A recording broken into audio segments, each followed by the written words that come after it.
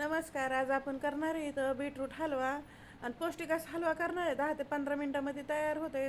जास्त टाईमही लागत नाही. आणि न दूध पावडर आणि न खावा वापरता करणार आहे इथं. आणि मुलं असं बीट खायचं म्हणलं की नको वाटतं त्यांना. मग झटकीपट असं हलवा करून द्यायचा. मुलं आवडीनं खातील. रेसिपीला सुरुवात करू.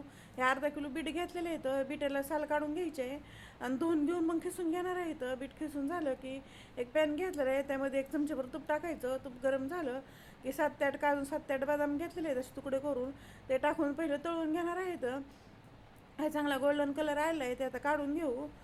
त्याच पॅनमध्ये 1 चमचेभर तूप टाकायचं आणि जे खिसून घेतलेलं बीट आहे ते टाकून घेणार आहेत. बीट 6 ते 7 मिनटात हे चांगलं लो ते मिडियम गॅसवरती भाजून घेणार आहेत. असं परतून घेतलं की म्हणजे बीटाचा कच्चापणाही जातो आणि हलवाई चवीला खूप छान असं होतं आहे. 6 ते 7 मिनटं असं बीट चांगलं परतून झालं आहे आणि त्याचा कच्चापणा पण गेलेला आहे. आता त्यामध्ये दूध टाकून घेणार आहे. ते फुल क्रीम दूध घेतलेलं आहे.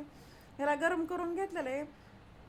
तुम्ही जर याच्यामध्ये हलव्यामध्ये जर खवाचा वापर नसला तर गाईचं दूध वापरते चालतं. पण मी फुल क्रीम दूध घेतलेलं आहे. अर्धा लिटर दूध आहे हे टाकून घ्यायचं त्यामध्ये आणि एकदा चांगलं मिक्स करून घ्यायचं आणि बारीक गॅस करायचा. बारीक गॅसवरती झाकण ठेवायचं आणि झाकण ठेवून 6 ते 7 मिनटासाठी आपण शिजून घेणार आहेत. म्हणजे चांगलं हलवा शिजत आहे. 6 ते 7 मिनटांचं चांगलं दूध पण आटलेलं आहे. थोडंसं दूध राहिलं आहे आणि एकदम मिक्स करून घ्यायचं. पण आता हे झाकण ठेवायचं नाही. झाकण न ठेवताच चांगलं दूध आटेपर्यंत शिजून घेणार आहे. सारखं हलवत राहायचं. त्याला बुडाला चिटकत नाही. सगळं दूध आटलेलं आहे. ह्यामध्ये आता साखर टाकून घेणार आहे कारण बीट पण गोड असतं त्यामुळे साखर कमीच वापरणार आहे.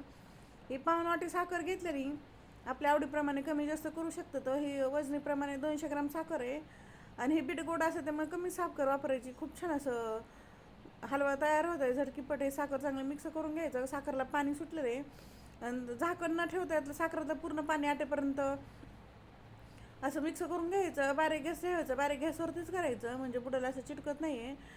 6 ते 7 मिनटानंतर चांगला आता साखरेला पण पाणी आटलेलं आहे त्यामुळे छोटा चमचा विलायची पावडर टाकायची आणि आपण जे ड्रायफ्रूट तळून घेतले होते ते त्यामध्ये टाकून घेणार आहेत. ते टाकून घेतलं की सारखं एकसारखं परतून घ्यायचं. ते सगळं चांगलं मिक्स करून घेतलं की ती छान असं हलवा तयार झाला आहे. झटकीपट तयार होतं आहे. ह्या पद्धतीने मुलांना एकदा हलवा नक्की करून द्या.